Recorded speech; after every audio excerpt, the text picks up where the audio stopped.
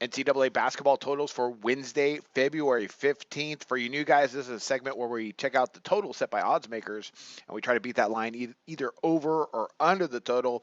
Having a pretty good season so far in NCAA hoops as far as the totals are concerned. NBA, not so much, but we do have a segment out there as well covering the same context here, looking at the totals set by odds makers. We're doing that live Sunday through Thursday. This week's going to be a little bit off because of the All-Star break.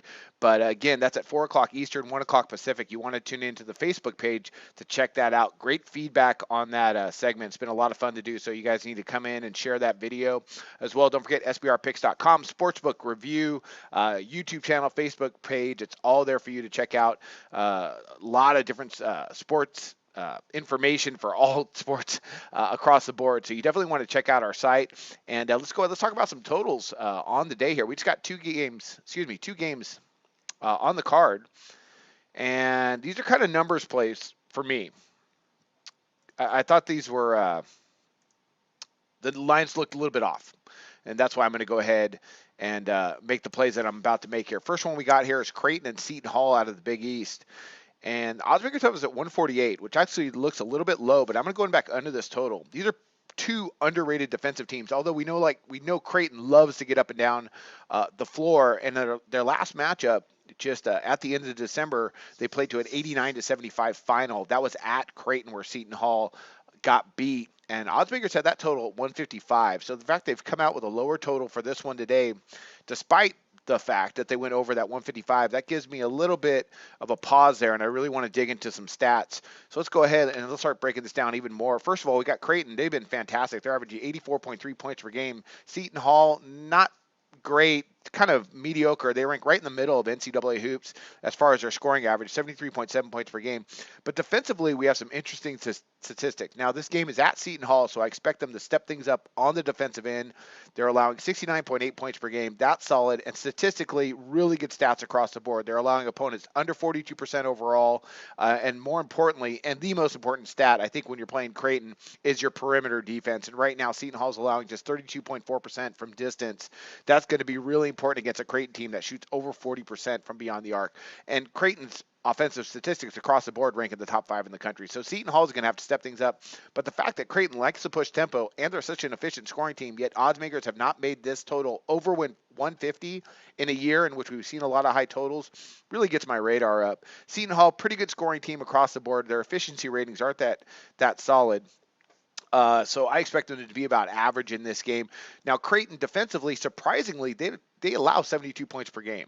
That's not bad considering the tempo they push, but even more surprising than that is their defensive statistics are fine. They're allowing opponents to shoot 43%, 33.3% from distance. That's a pretty good, well-coached Creighton team. Of course, we know their point guard is out for the season, so that might hurt them a bit on the offensive end. So I'm going to go ahead. I'm going to back under this 148, and a number that looks just a little bit off to me, and I think there's a reason why it looks a little bit off. And next one up. Now we're going to get to the fun one here. We got North Carolina and North Carolina State. Huge total, but no surprise considering this year. 168. 168. That is a massive total. Now, of course, North Carolina absolutely blew them out. If you remember the game they played just last month on the 8th of January, North Carolina won 107-56. Absolutely destroyed the Wolfpack. Oddsmakers had that total at 164.5. Now, what I find interesting in this matchup, two up-tempo teams. Of course, we know we're going to get that out of Roy Williams. And I think North Carolina State's going to be able to score tonight with them being at home. But sorry, I digress. What I find interesting is these two teams, although they push tempo, they've gone under the total the last 4 times they've matched up. And here's what oddsmakers had it set at: 152.5, 157.5, 154.5, and that last one, 164.5. That was still under the total because North Carolina State couldn't score. Yet oddsmakers still, despite all those numbers, they've gone over these totals quite a bit here at that 168, and I think they get here. These are two teams that could flat out score. I expect for North Carolina to put up their share and for North Carolina State to be able to score at home because Actually, they're a lot better than that matchup they had against the Tar Heels back in January. Right now, NC State, they're averaging 80 points per game. North Carolina, we know they could score 86.7 points per game. They're in fifth in the country in scoring. Defensively, we got some statistics here across the board, which are pretty alarming, especially when we look at the Wolfpack. They're averaging 80 points per game, but they're also allowing 80 points per game, 79.9 to be exact. And statistically across the board, really not a good job by them.